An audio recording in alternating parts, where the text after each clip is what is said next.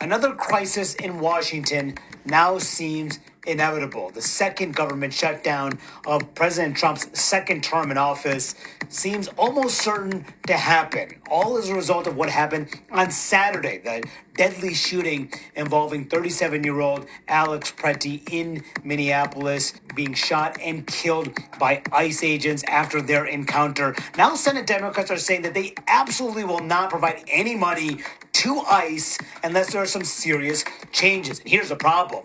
That money for ICE is rolled into a larger funding package that must pass Congress by the end of the day on Friday. It was already passed the House. The House is on recess. And now Democrats say they have the votes to block that bill because in the 53-47 Senate, you need 60 votes to advance any legislation. And Chuck Schumer, the Senate Democratic leader, says Republicans do not have the votes unless those changes are made. Now, the question is going to be, how long will Democrats dig in? Will the White House concede in any way? Because other agencies would be impacted by this crisis. The Defense Department, Health and Human Services, the Labor Department, Housing and Urban Development, Homeland Security Department, and others. So that means so many people will be impacted, thousands of employees furloughed, people will lose paychecks. Where will this end up? I caught up with one Democrat who's running for Senate in Minnesota, who's a congresswoman, Angie Craig. She told me that Senate Democrats should hold the line. That's the lever we have at this moment in time. I mean, are we okay that an authoritarian administration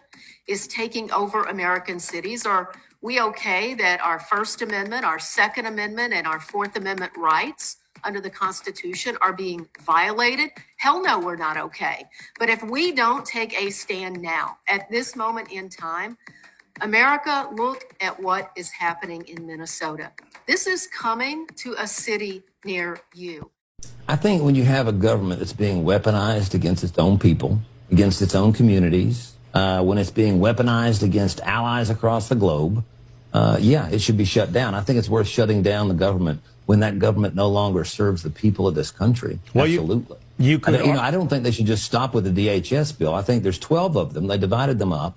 I don't think the Secretary of State should not have his department funded. I don't think the DOD, we've already seen their willingness to put Marines on the street in LA. I think that what we've seen at this point is that we have a regime right now in power that is not fighting or working with or for the American people. And I think they should shut that shit down.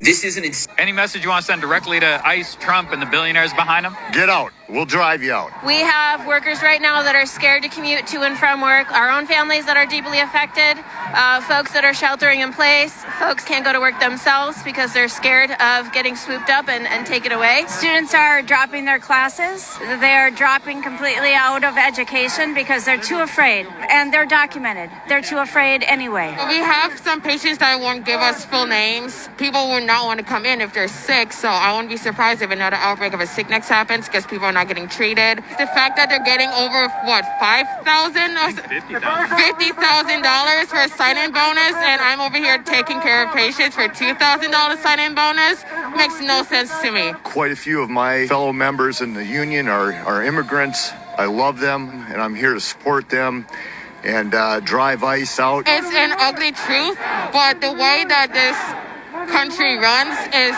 they don't see pain until it hits the wallet. We are the ones who runs the country at the end of the day. Do they not know that? If we don't work, if you don't buy, you don't get the stuff you want. You don't get your money anymore. This is what it takes. I mean, it's 40 below out here right now. We are not going to be defeated. We will drive ICE out and eventually abolish ICE. It's not about left or right at the moment. It's about being a human and caring about your neighbor. Another government shutdown is coming next week, and lawmakers are debating giving more money to ICE and Homeland Security. House and Senate leaders presented a bill on Tuesday to fund most of the federal government to keep it up and running. The sticking point here this time around is not health care spending like last time. This time, it's about DHS and ICE spending. The bill on the table now would add another $10 billion for ICE. That's on top of the $74 billion added to ICE and $191 billion added to Homeland Security funding through President Trump's big, beautiful bill over the summer. The bill now would cut ICE's budget for immigration enforcement and deportations, but it would allocate $20 billion for body cameras. The House and Senate now only have 5 working days to sign off on a deal and get it to the president for signature to avoid another shutdown on January 30th. ICE is beyond reform. ICE is totally out of control. And this week, I intend to introduce a bill to abolish ICE. We need to make ICE go away. Recently, Americans have been watching videos of ICE tackling a young mother, tear gas being used in a Chicago residential neighborhood, and the smashing of car windows. Have some of these raids gone too far? No, I think they haven't gone far enough because we've been... He thinks ICE hasn't gone far enough. You guys prepare for 2026, 2027, 2028. All this shit's just getting started.